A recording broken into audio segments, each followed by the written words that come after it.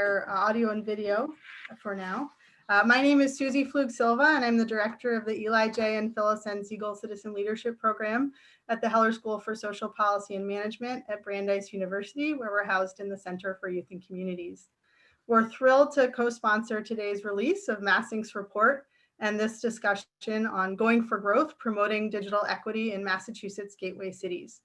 This past summer, we were honored to partner with MassINC to have them host Segal Fellow and Heller MPP MBA candidate Zayna Basma as an intern, where she helped co-author this report, and you'll hear from her shortly. It's especially exciting to partner with MassINC because their mission to provide the people of Massachusetts with the information they need to participate fully in our democracy ties closely to Heller's motto of knowledge advancing social justice. And this report and our discussion today are designed not only to spark conversation, but also action around this major issue of digital equity, which has been thrown into such sharp relief with the COVID pandemic. We're thankful to Heller's Associate Dean for Equity and Inclusion and Diversity and the Director of the Institute on Assets and Social Policy, Dr. Maria Madison, who's moderating the panel today. And for our panelists, Representative Vargas, Dan Noyes from Tech Goes Home, and Jackie Gantzer from DESE. We're recording today's presentation and we'll be sharing a video with closed captioning online after the event. And as we referenced earlier, we ask that you please keep your video and audio muted unless you're asking a question later on. But with that, I'll turn it over to Ben Foreman, who's the research director at MassINC. Ben, thanks to you and thanks to MassINC for your ongoing partnership and for letting us join you in this report release today. Well, thank you very much, Susie. It's been great to work with you. And when you called me in April and said we have an opportunity to host a Segal Fellow, it was one of the silver linings of the pandemic, without question. You've really underwritten this research by providing us with such a talented graduate student. And you'll all see that in a moment when Zayna presents the work that she's done. I just want to set the framework for the discussion by introducing gateway cities to people who aren't familiar with the concept. MassINC has been working on gateway cities since a report we put out in 2007, which made the argument that our regional cities in Massachusetts were not fully participating in our new innovation knowledge economy. And these places, from Springfield to Worcester to Fall River, New Bedford, had really important assets still, lots of existing infrastructure.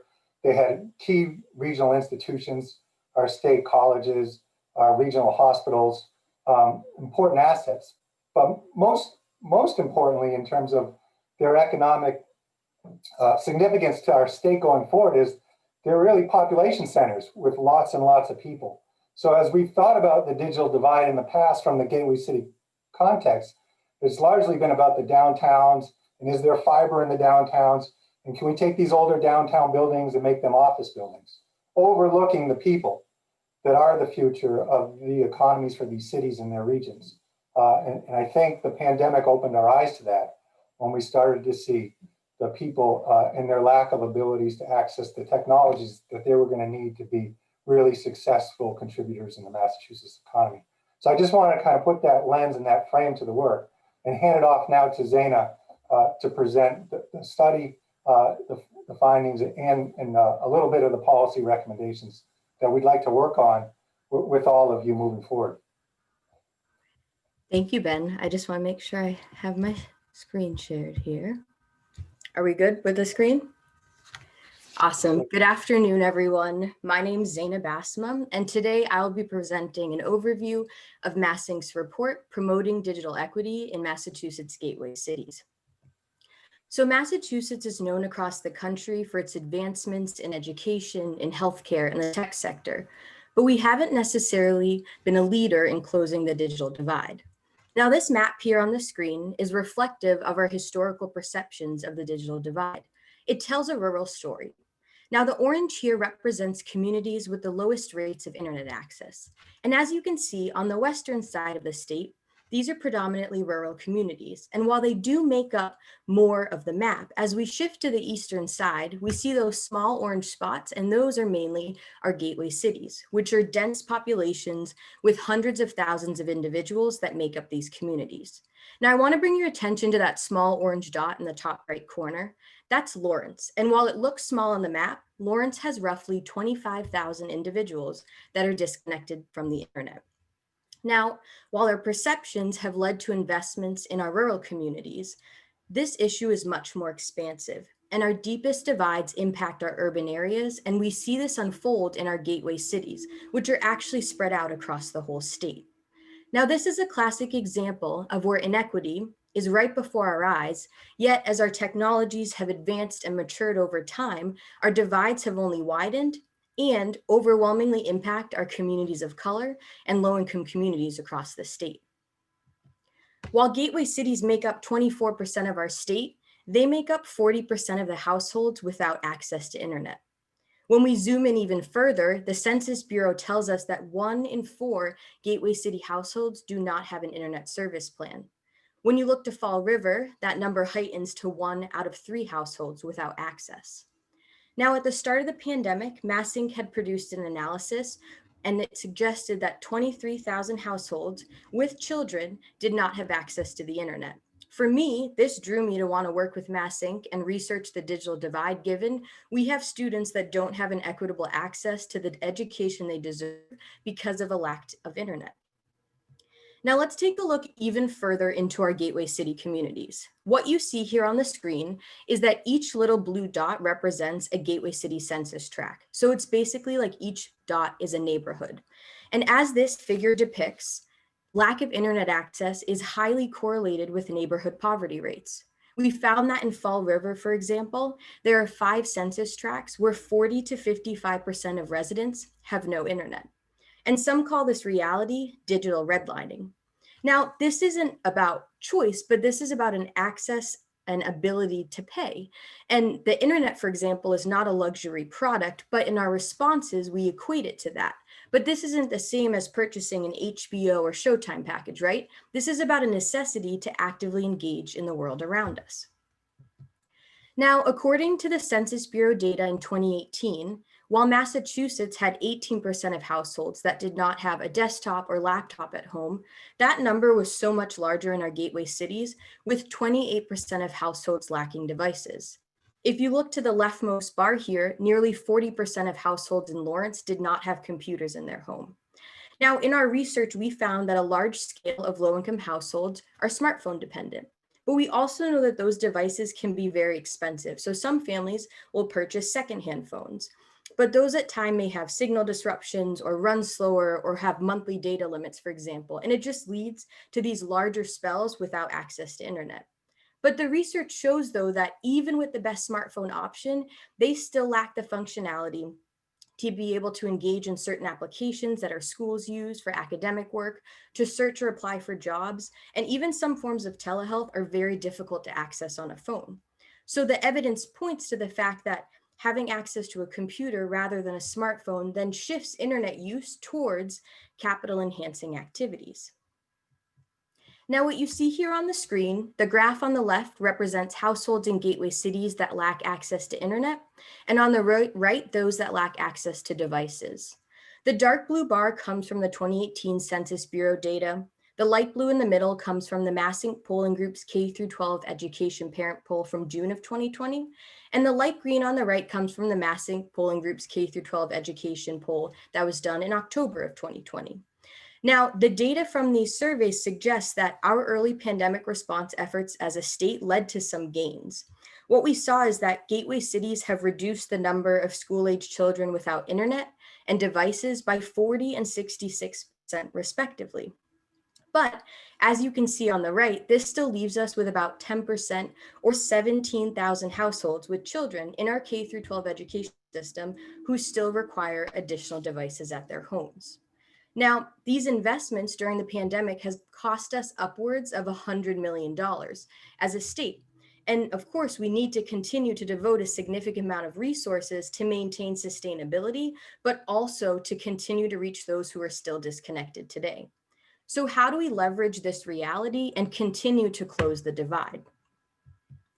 So there is clear and compelling research that technology has the ability across a variety of different sectors to truly reduce inequality rather than perpetuate it. And we really encourage you to read the full report itself. And I am sure you will be as impressed as we were at the power of technology to increase equity when it's deployed intentionally.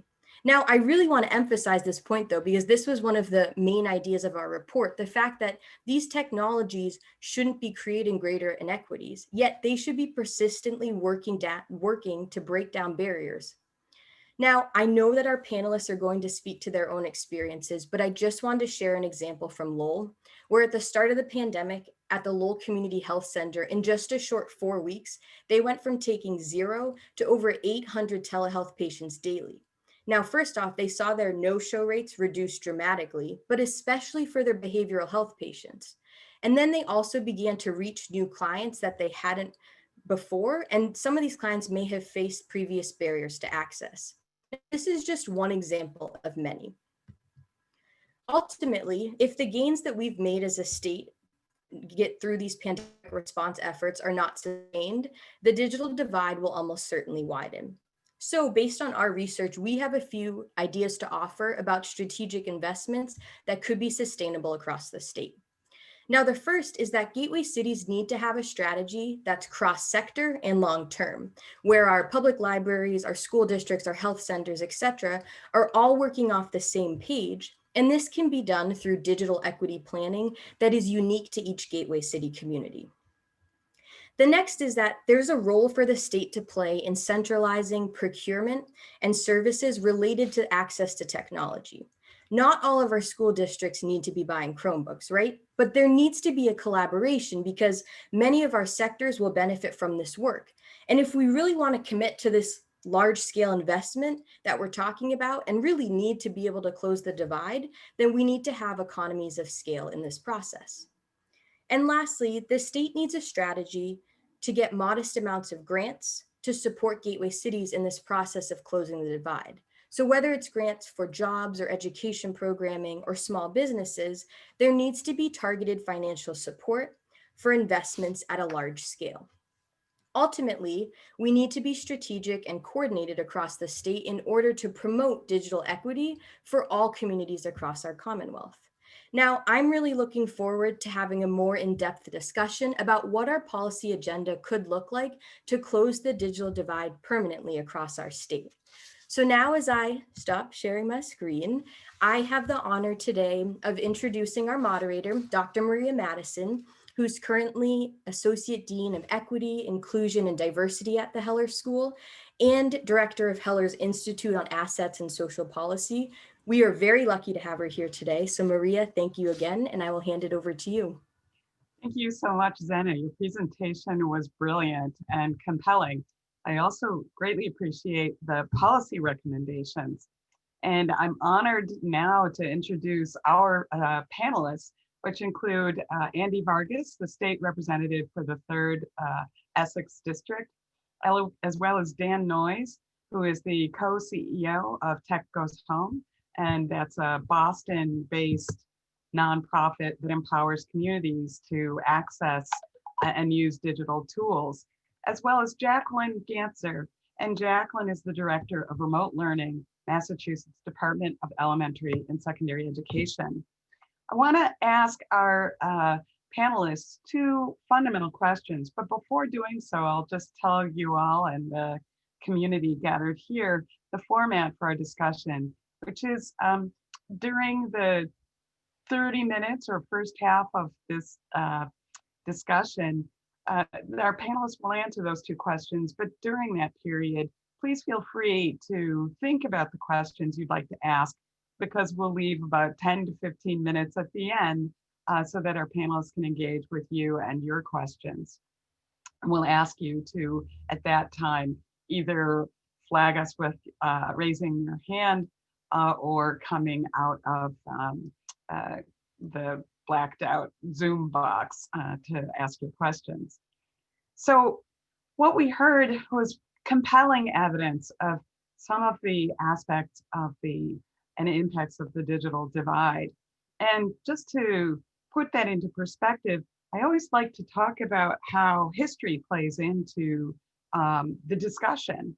And in particular, to be speaking about the digital divide is actually talking about the 4th of the 4 industrial revolutions that we've experienced in this country. The first being the steam engine, the second being electricity or mass production and assembly lines, the third being silicon-based microprocessors, computers, electronics. And the fourth is now, as Zayna was describing, the Internet of Things, the cyber physical systems and how we network and connect in order to lead as full lives as possible. The irony of this is before the pandemic and the through line for each one of those technological transformations and transitions, we see improvements in society, but there's always a disparate access to those technological advances. In other words, we were always able to predict the disparate impact of access to this most recent technological state, the digital access on particularly marginalized communities. So my first question to our panelists is really, now that we're here within this pandemic and we could predict that we were going to be having such a divide, a digital divide, what have we learned about the needs that we didn't know before? And what are some of the bright spots that we should take away? So again, in question number one, there's two parts, and I would ask for Andy, Dan, and Jackie to think about what have we learned about the needs, the digital needs in particular, that we didn't know before, and what are the bright spots that we should take away? And Andy, I'll start with you. Sure, thank you so much. And first, just thanks to MassINC and the Segal Institute for this wonderful report. This comes at a very important time, particularly as the legislature prepares for the next session, which is just around the corner, believe it or not. So this is great timing. And as a legislator who represents Gateway City and Haverhill, this is one of my top 5 priorities in this coming session, given what we've seen. During this pandemic, we've learned a lot of things. I think first and foremost, we learned that we could do things that we could have done a long time ago. An example of that is access to telehealth, for example. All of a sudden overnight, we were able to make sure that telehealth was covered and that people had access to telehealth without copays, particularly for mental health. We learned that we could distribute Chromebooks pretty quickly. And these are all things that we could have done a long time ago that certainly were needs in our community. So we learned that with urgency, we can actually do some pretty important things. A couple of bright spots here in Haverhill. One is we started what's called the One Haverhill Fund, which my office started with the United Way and a couple of social service agencies here in Haverhill. And it's very simple. We meet on a weekly basis, and the largest social service agencies over Zoom basically just share information about what's going on in the community and ensure that any money that we're able to fundraise through the One Haverhill Fund immediately gets to families or organizations that have unique challenges that perhaps aren't being covered by the existing infrastructure that's available from the state or the federal government.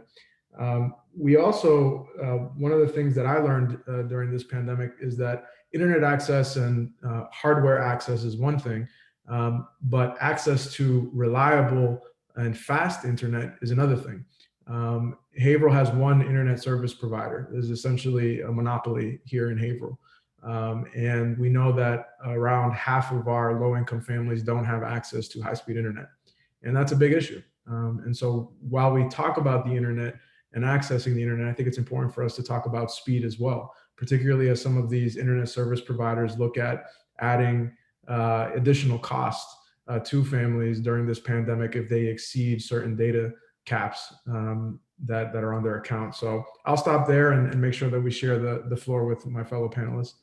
That is absolutely wonderful. I particularly appreciate that you add on that it's not just having it, it's about having it as the highest quality or equitable quality as everyone else. Speed, highlighting speed. Dan, would you like to share? Yeah, sure. Big thing I learned was that to get people to finally pay attention to digital divide issues, all we needed was a pandemic. This digital divide, whatever you want to call it, digital equity issues, has existed for decades. And as Tech Goes Home has been working on this for 20 years. I think I saw Steve Gagg, of all people, was on this webinar, and he was one of the original founders of Tech Goes Home 20 years ago. So it's incredible to see him here. I think something that I have also learned, or I guess I should say has been reinforced, is just the resilience of the people that we serve. So for those that don't know, Tech Goes Home, basically, we provide digital life skills training, a new computer, and 1 year of internet to all of our learners. And who are those learners? Well, 90% of them are considered very low income by HUD, 60% are considered extreme low income by HUD, 85% are people of color, and 50% are immigrants.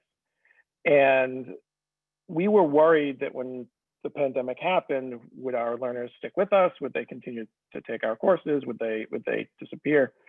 And what we've actually found through our efforts is that our graduation rates and attendance rates are actually higher now during the pandemic than they were before the pandemic. Our graduation rate right now stands around 94% of people, which is a testament to the people on the ground who are instructors, who are classroom teachers and librarians and homeless center social workers, but also to our learners who are struggling with this pandemic mightily. Just an example of that is the current unemployment rate among our learners is 42%, 42, which is just unfathomable in our time. The other thing I just want to say, if I can quickly, is Zayna, what an incredible presentation and report you just gave.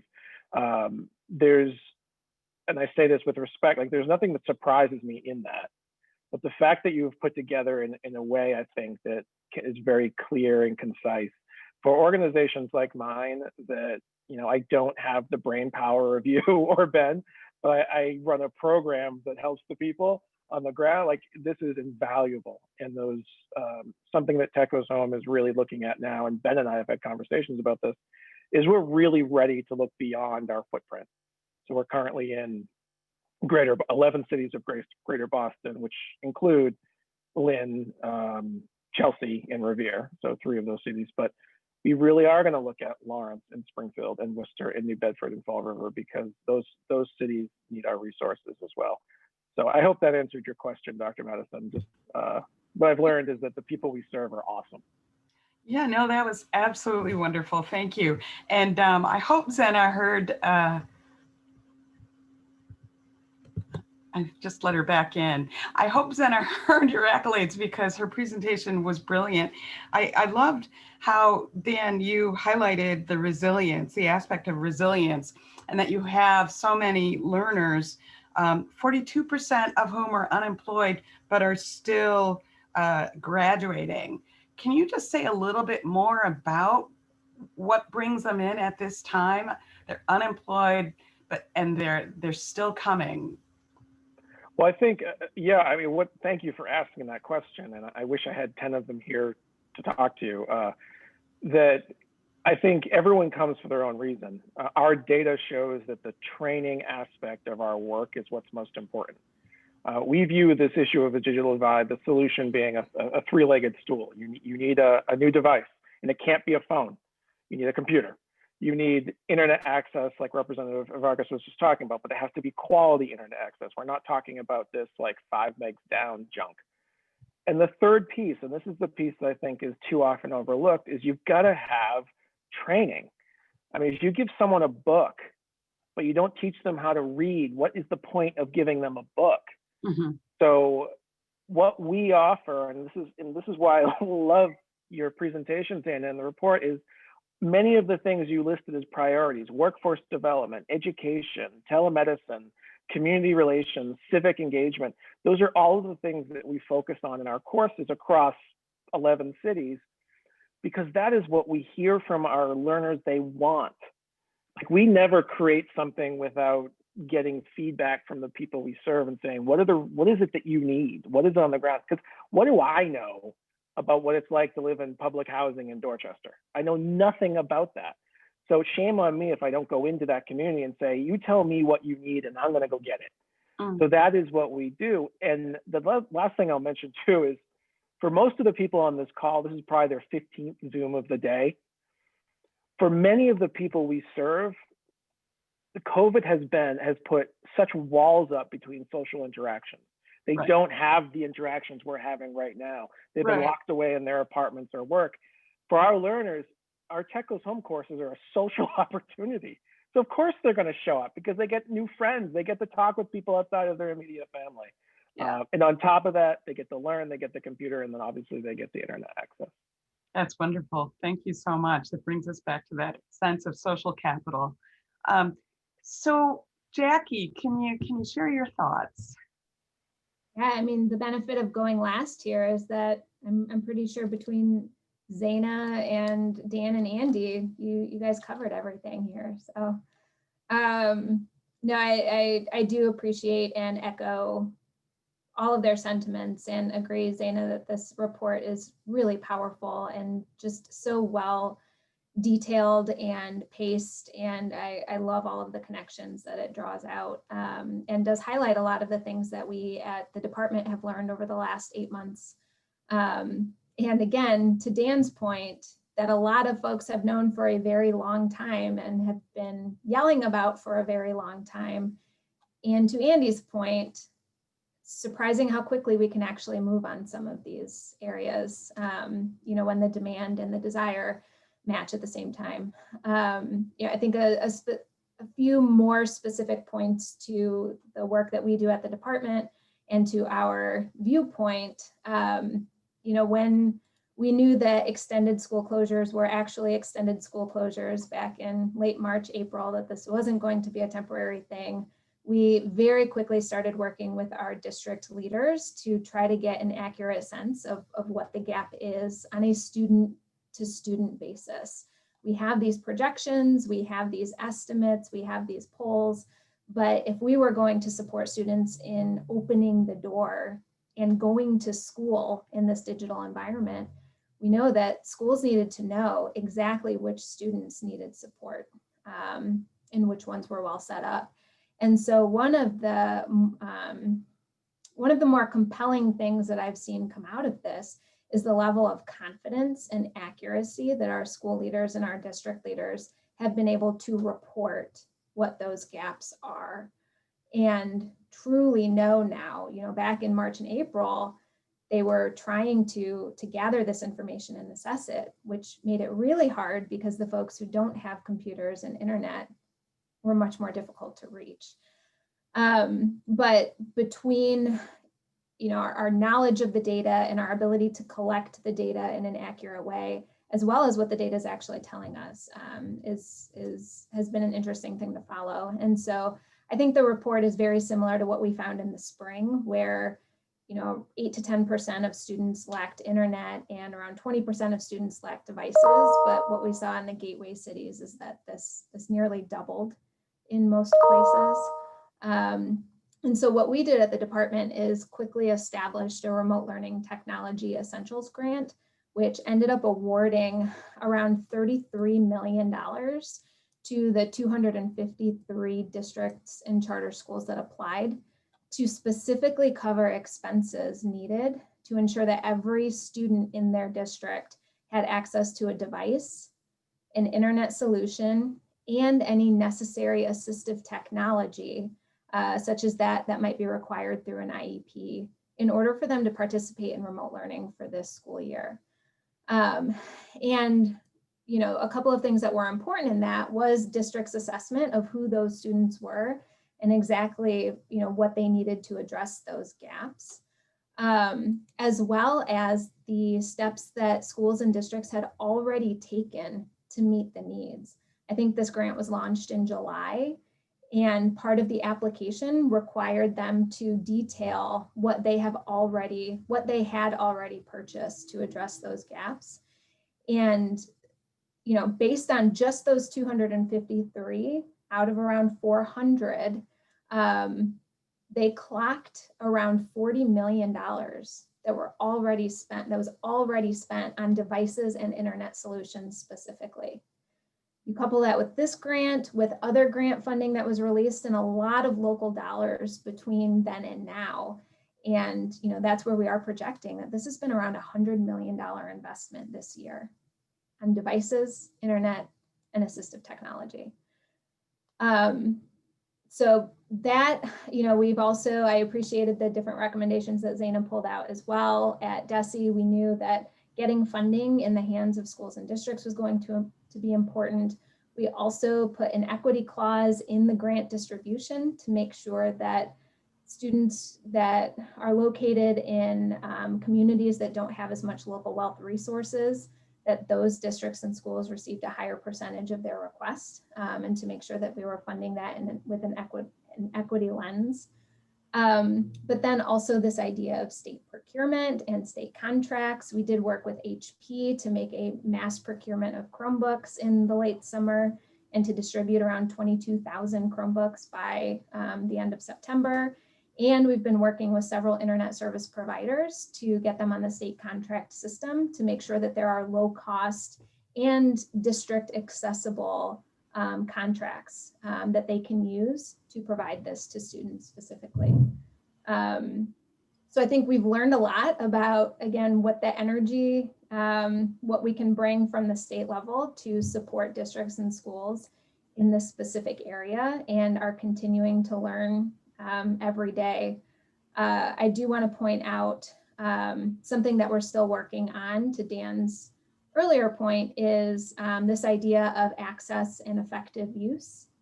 And we knew it was critical that students had access to a device and to internet, because that is essentially the doorway to getting to school. But we also need to emphasize that effective use of the technology, and that what students are accessing on the other end of that also has equity in mind. And so that we are actually delivering a very holistic package, not just with the training and the tech support, but that they are accessing the content that they need to fulfill what it is that they're searching for, whether it's academics, healthcare, career, et cetera. Just a little bit of what we've learned, again, continue to learn. And I would say for me, the bright spots here, where I've seen some really great things come out of this, aside from the conversation being elevated to a new height, the number of our districts moving to a true one-to-one setup. Most of them decided we don't want to leave it up to which students have a device at home and which don't. We just want to make sure we provide one to everybody. Has been a very quick transition. The creativity around providing tech support has been fun. So some districts are utilizing high school students to set up a tech support help desk, which is really great experience, and are paying parents stipends to set up tech support hotlines and walk-in hours, making sure that the families are representative of the students and speak all of the languages as well. So it's really an accessible setup.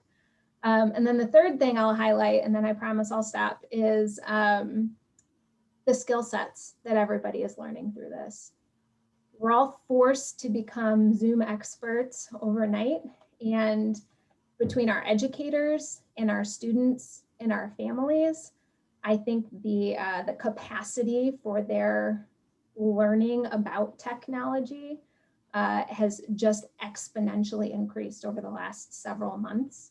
And I think will pave the way for, hopefully when we all get a chance to take a break at some point down the road, will really change our starting point in how we can use technology moving forward. So it's been exciting. Excellent. Thank you so much, Jackie. I'm going to bundle my last question into one brief summary. I could even bundle it into one word called sustainability. Fundamentally, you each spoke a little bit about building momentum on what you were doing before the pandemic, as well as pivoting on a dime, as my mom would like to say. And within that context, Jackie, you in particular, highlighted the ability to raise $100 million. And so I and all of us are just genuinely interested in how you see the sustainability of some of these efforts. The pandemic will subside, and yet there's a profound and enduring impact from this era. And so beginning with you, Andy, can you describe what what do we need to do to maintain the progress you've heard both from Zayna and from the panelists? What can be sustained, especially since our panelists demonstrated the ability to raise millions, hundreds of millions of dollars and increase training and access to quality internet and supportive wraparound holistic services. How can we sustain and maintain these critically important resources? Yeah, so I think one of the things that we have to take a step back and really look at from a structural level is how, frankly, internet service providers price their service. To be frank, we've seen that this might get me in trouble, but Comcast is planning on increasing charges to customers that exceed 1.2 terabytes of data a month. I can tell you my wife and I alone do 600 gigabytes of data a month. And if we had 2 kids, we would be well over that 1.2 terabytes of data. And so we can expect that there will be some families in Massachusetts that will see an increase in internet costs because of this. And frankly, one of the things that I've learned through this pandemic is that data actually doesn't cost internet service providers. It's the speed that costs providers. And so there really isn't a compelling case for charging by data. We could understand charging by the level of speed because that may cost a service provider more money, but data caps, as I understand it, don't make much sense. And so as we look to approach making sure that our families can have access to high-speed internet, we should start treating the internet for what it is. It's an essential service. It's a utility in my mind. And so I know that my office, we're thinking about creative ways to make sure that, number one, we can incentivize competition in communities that only have one internet service provider, because that's the biggest issue out here in Haverhill. And number two, that if we can do something about these data caps for these families, that we do something about it. And so we're looking into that as one of the main things, because the fact that, a company like Comcast is thinking about increasing costs right now in the middle of a pandemic is not helpful to our families and the families in my district. Secondly, I think, Maria, I don't know if you wanted to jump in there. I'm sorry if I cut you off. No. I was just thinking it's a human right, not a privilege. I mean, it's correct. Yeah. Exactly. The House also, in the budget that we recently passed, we put in $50 million targeted towards low-income school districts to deal with COVID-related expenses. And so I'm hoping that, that funding can be used in creative ways to hit multiple birds with one stone.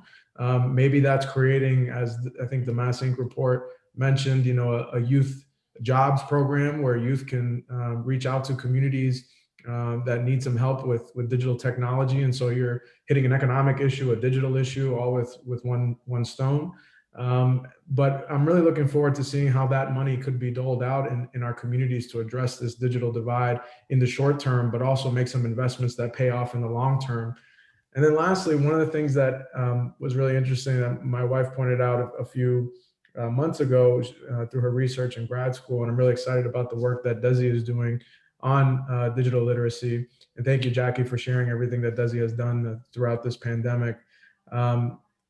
My wife found that in Haverhill, the greatest divide among academic performance among ELL students in the general population wasn't in English, wasn't in social studies, wasn't in math or any of the areas that you might think it is.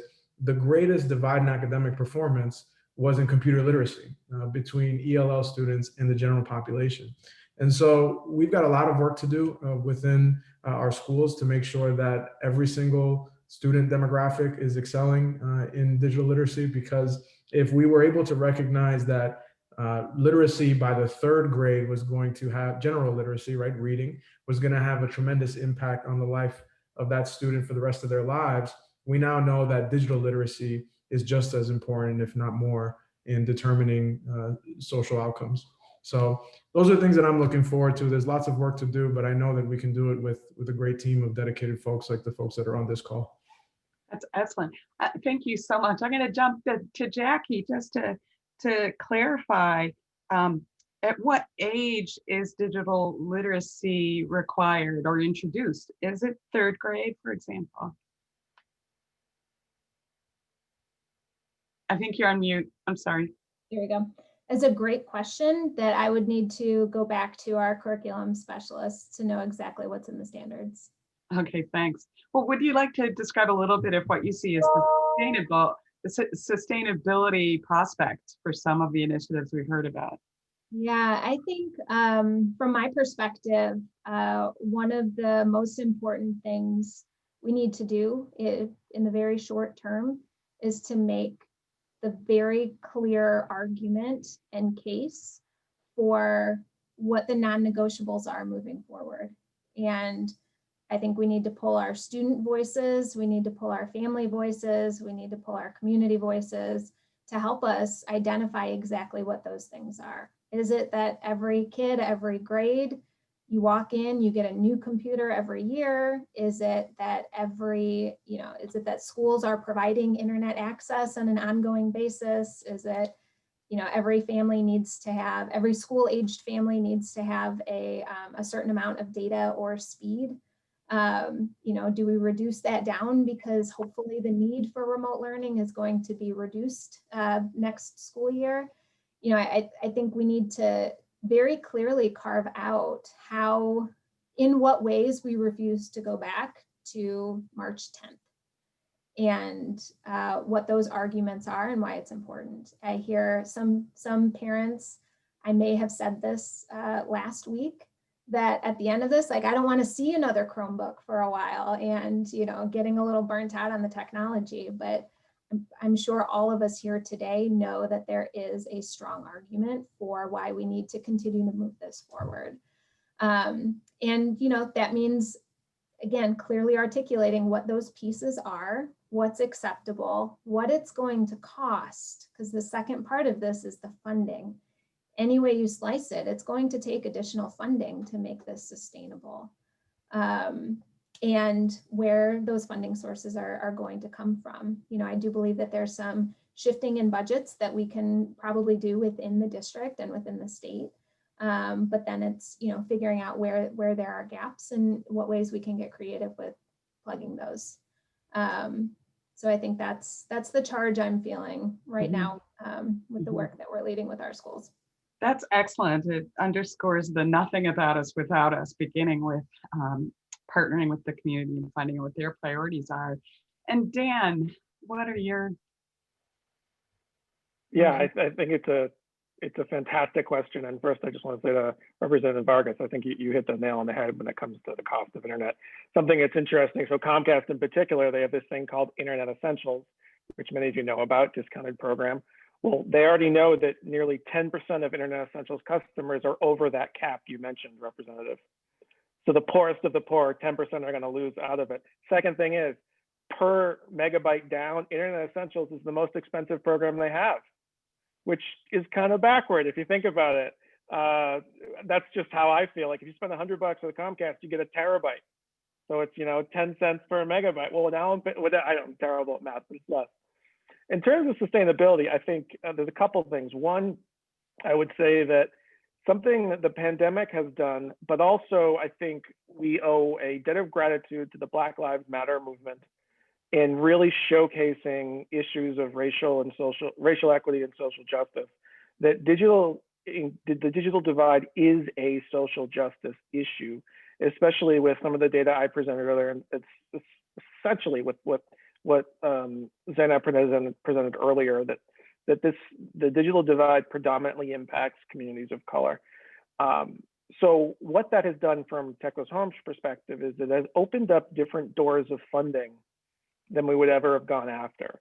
So most people come to us and think, oh, your biggest funders must be Comcast or Google or Facebook, and they're not. Our biggest funders are banks, they're retail companies, they're foundations, organizations that see that the people we're serving are future customers, our future employees.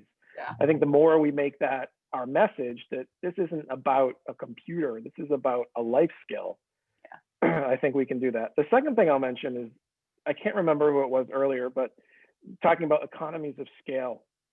So we've been doing a lot of looking at this as an organization. As you know, we serve about 5,000 people a year, which for us is great, but we want to serve 50,000 people a year or 25,000 people a year. And what would that do with our costs? And our analysis has shown that right now it's about $785 for a family to run through our program, a household, if you will. That includes a brand new computer, year of internet, all the training, all of that.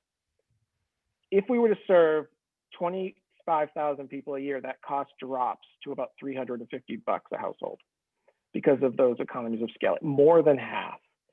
So I think when it comes to sustainability, these costs are not exorbitant to at least get people in the door.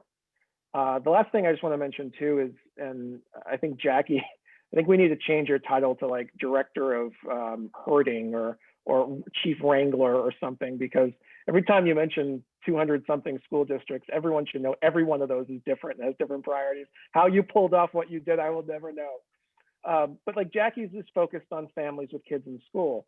The truth is this divide is also the 25-year-old who's unemployed. Yeah. Or for example, our oldest participant we've ever had, 95-year-old Lieutenant Colonel Enoch Woodhouse, Tuskegee Airman. He took one of our courses at a public library and learned how to communicate with his doctor for telehealth. So I just want to make sure that when we have these conversations, it's not just about the kid and the caregiver, it's also about the grandparent, or in that case, the great grandparent, or the unemployed 45-year-old, or whoever it might be.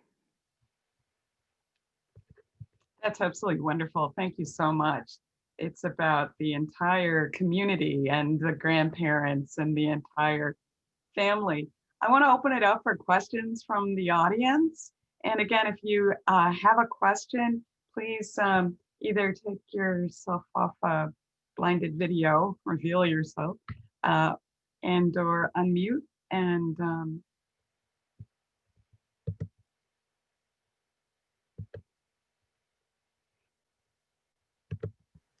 And if you're having any trouble unmuting, you can also give a thumbs up with your reactions, and we'll know to unmute you as well. I have a question. hi. Please go ahead. Hi there. My name's Terrence Smith. I'm a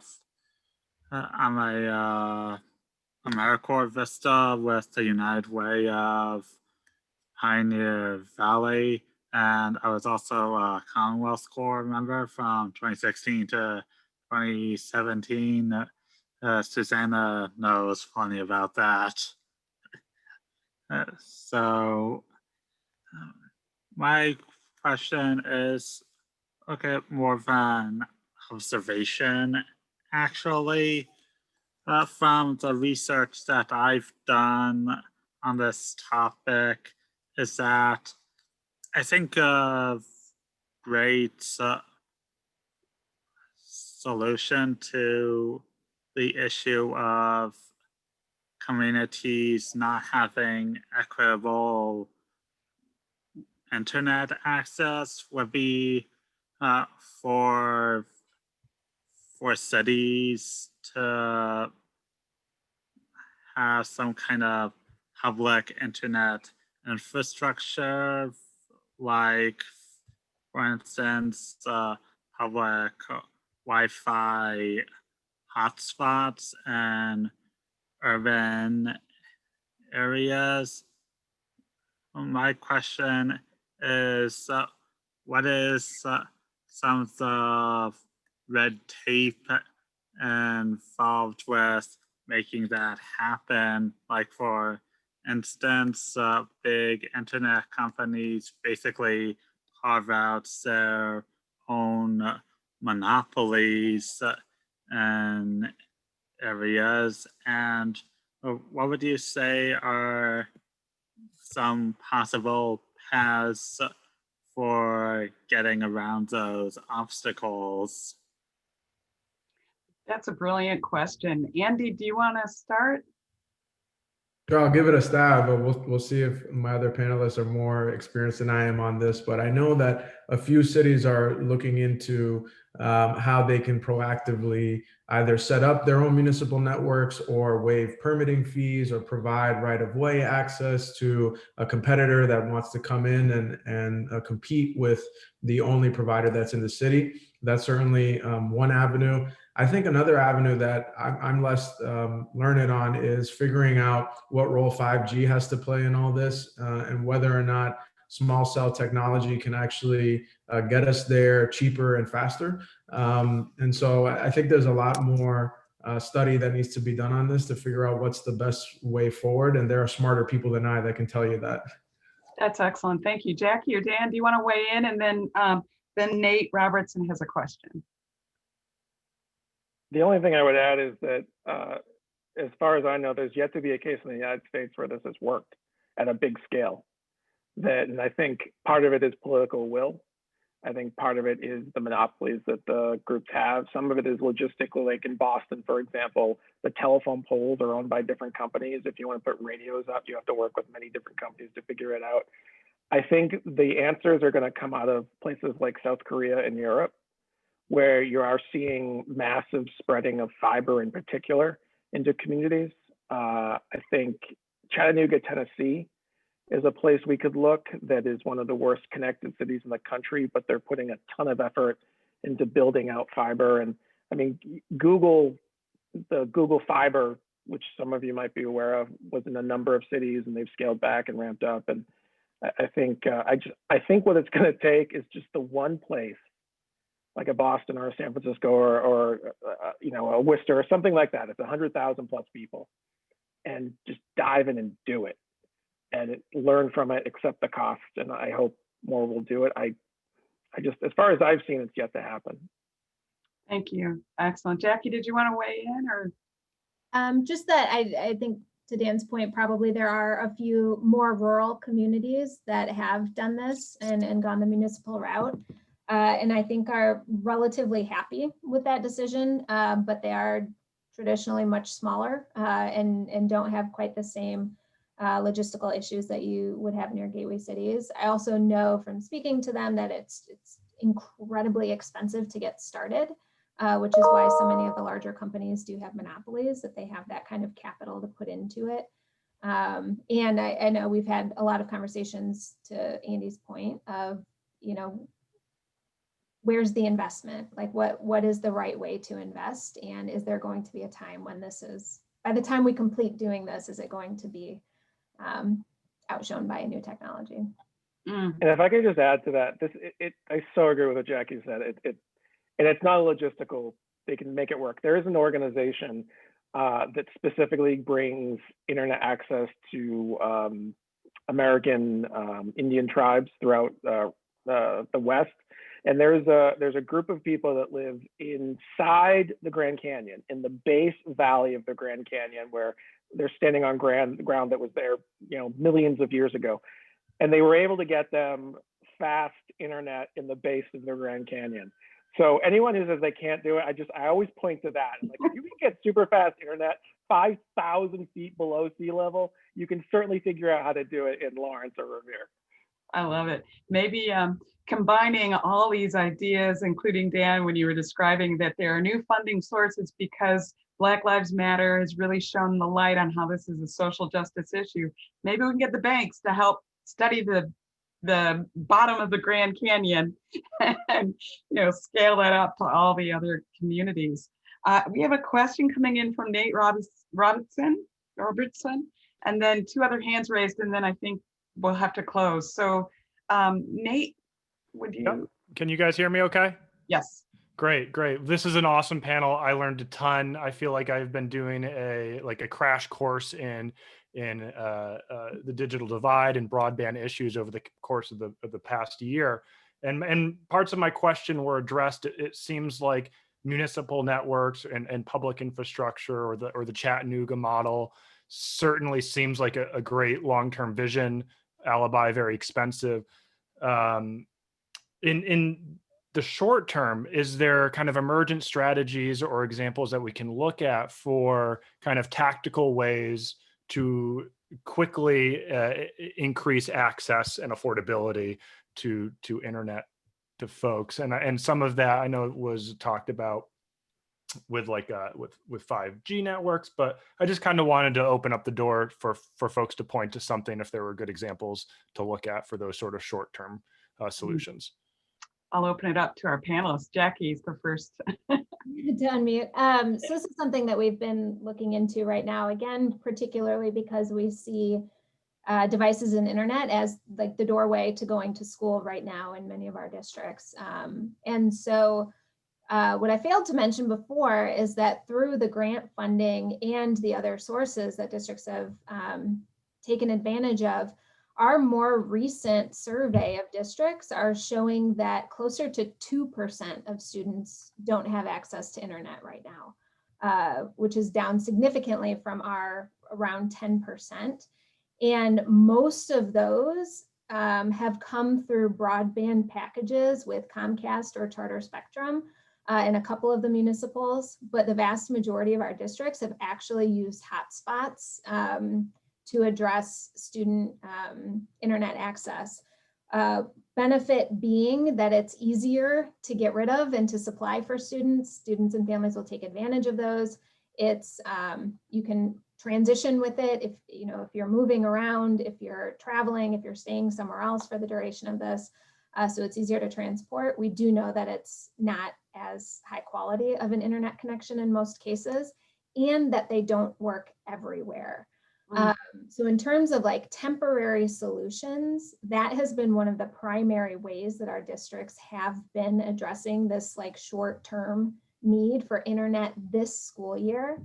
What we have learned and is brought up in this report is that hotspots don't work everywhere. We have in our rural regions where there are fewer cell towers, you can't get a reception, you can't get service, and so your hotspot won't connect to anything.